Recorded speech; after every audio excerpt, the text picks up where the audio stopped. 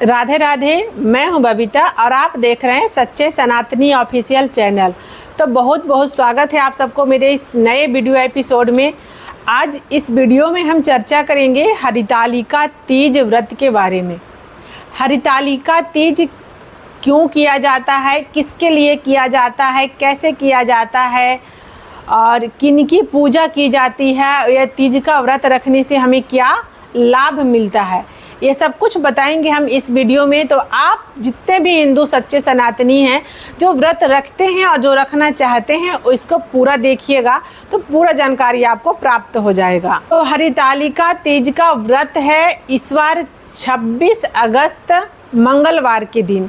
हरितालिका तीज का नहाय खाय है 25 अगस्त सोमवार के दिन और तीज का पारायण है 27 अगस्त बुधवार को।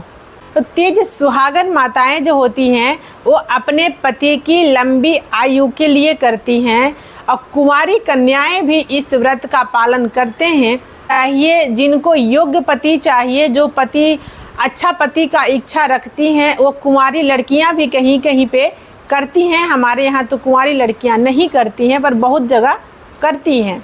तो पहली बार जो तीज का व्रत है वो माता पार्वती जी की थी अपने पति रूप में भोलेनाथ को पाने के लिए। तो भगवान उनको भोलेनाथ प्राप्त हुए। तो वही मान्यता के अनुसार हम सभी सनातनी माताएं एवं बहनें इस व्रत का पालन करते हैं। तो नहाय खाय का जो नियम है वो सोमवार को सुबह सूर्योदय से पूर्व उठ करके शौच इत्यादि के बाद बाल धो करके स्नान करना चाहिए। उस दिन शुद्ध सात्विक बिना लहसुन और प्याज के भोजन बना करके पहले भगवान को भोग लगाना चाहिए, उसके बाद प्रसाद रूप में उसको खुद भी ग्रहण करना चाहिए। हमारे यहाँ कंदे का सब्जी और सतपुतिया झींगी का भुंजिया ज़रूर बनता है।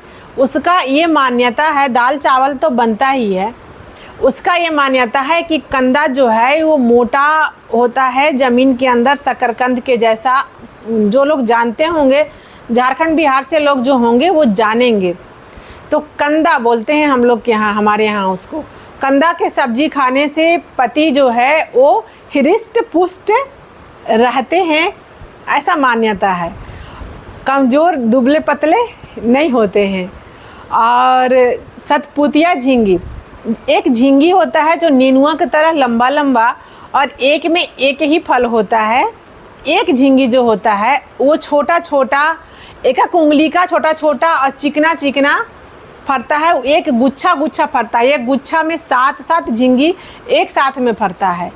तो कहा जाता है कि सतपुतिया झींगी का भुंजिया बना के भगवान को भोग लगाने से, उसको खुद को पाने से, अगर आपके पति घर में हैं तो उनको भी इस भोजन प्रसाद को पवावें, जिससे उनका बुद्धि शुद्ध और सात्विक होगा। सपूत होते हैं, बोलते पति सपूत होते हैं, उनका दुष्ट विचार नहीं होता है, उनके अंदर का जो दुर्गुण होता है वो दूर हो जाता है और सद्गुण जो है उनके अंदर प्राप्त हो जाता है, ऐसा मान्यता है। बाकी आप लोग अपने अपने अनुसार से देख लीजिएगा, लेकिन बिल्कुल भी इसमें मांसाहार, नहाय खाय के दिन मांसाहार, अंडा, लहसुन, प्याज वर्जित है, नहीं खाना चाहिए। और जो माताएं को निर्जला व्रत रखने में दिक्कत होता है, जो नहीं जानने के वजह से प्यास से परेशान हो जाती हैं, वो इस विधि को जानेंगी तो उनको कभी प्यास नहीं लगेगा। आप दिन में दोपहर तक ही अन्न का भोजन करें, अन्न खाएं। शाम के समय, रात्रि के समय आप अन्न का भोजन नहीं करें, आप शाम को फलाहार करें। तो आपको दूसरे दिन निर्जला व्रत में प्यास नहीं लगेगा। क्योंकि कितने माताएं जो है वो क्या करती हैं कि कल तो निर्जला रहना है, कल तो भूखे रहना है, तो आज रात को 10 बजे तक, 11 बजे तक, 12 बजे तक बहुत ज़्यादा खाना खा लेती हैं कि कल हमको भूखे रहना है। तो देखिए, जब आपके शरीर में अनाज होता है तो उसको पचने के लिए जल की आवश्यकता होती है। रात में आप 10, 11, 12 बजे तक अन्न खाएंगे तो उसको पचने में तो सुबह दूसरे दिन उसको पचने का समय उसको लग जाएगा, पचाने में दूसरे दिन का समय लग जाएगा। तो दूसरे दिन जो है आपके शरीर जो है उसको पानी की ज़रूरत, आवश्यकता ज़्यादा पड़ेगी। क्यों? उस अन्न को पचाने के लिए। तो आपको प्यास बहुत ज़्यादा लगेगी।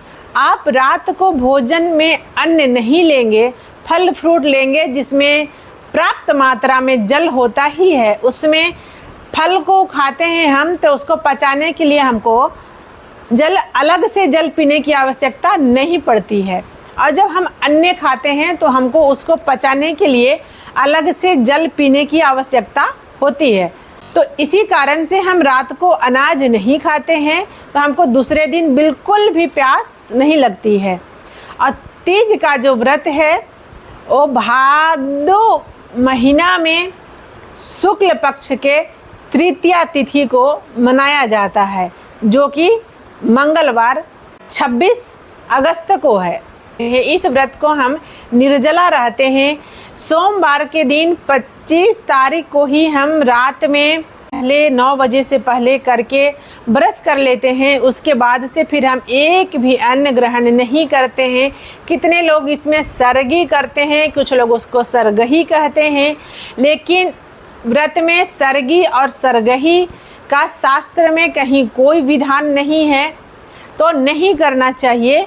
जो लोग नहीं कर पाते हैं, नहीं सह पाते हैं, वो अपना देख लें अपना शरीर के अनुसार, लेकिन ऐसा करना उचित नहीं है।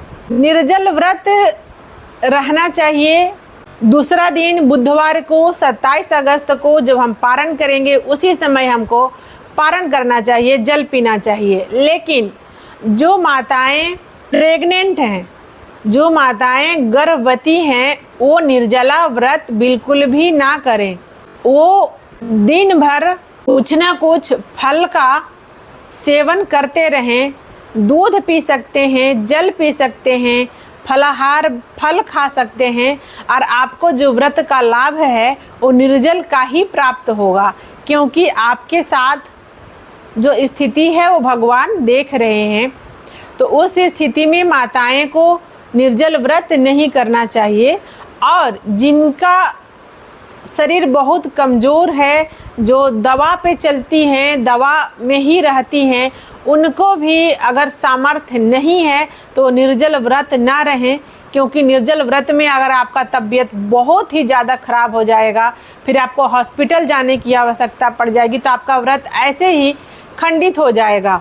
तो आप अपने शरीर के अनुसार कुछ फल फ्रूट जल का सेवन करते रहें और व्रत करें। परंतु जिनका शरीर बिल्कुल स्वस्थ है वो माताएं निर्जल व्रत के दिन हम सुबह स्नान करके भगवान शिव और माँ पार्वती का पूजन करें, जो कि विशेष पूजन नहीं है, जो डेली का पूजन है वो आप पूजन करें। और दिन भर हम व्रत रहेंगे, तीज का व्रत, ऐसा संकल्प करें। संकल्प कैसे किया जाता है?